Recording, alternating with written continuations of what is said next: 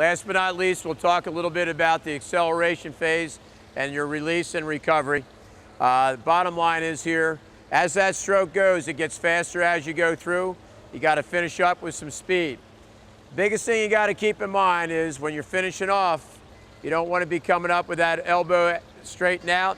You want to make sure you're coming up with a high elbow so you're setting yourself up for an easy recovery. Chelsea does it by nature. Some people have to work at it, but she has a perfect recovery, and a lot of that is where she finishes up. When you're getting back here and you got to finish to the end, after you finish, you can't keep it straight. As soon as you finish, you got to get that elbow up and get nice and relaxed so you get into your recovery. All right?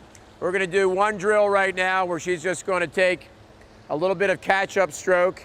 And so she's isolating the hand a little bit and just pushing through and pushing out the back side. All right?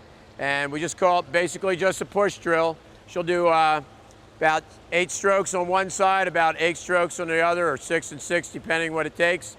And it just gives the kids a little bit of a feeling of making sure you're pushing your stroke through, all right?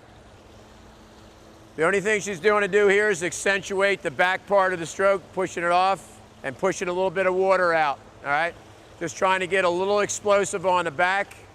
It's typical one-arm freestyle with your hand out in front and just making sure you get a good sense of finishing up. This time we'll do it with just a normal freestyle stroke. We just don't want to hurry. The prime concept for this is just making sure you're finishing stroke all the way through. And again, after you finish, high elbow. Good head position, everything's coming together now. And just pushing through, pushing through. And see how easy her recovery is after she comes out. So as soon as she pushes through here on the end of the stroke, it has to be very, very relaxed.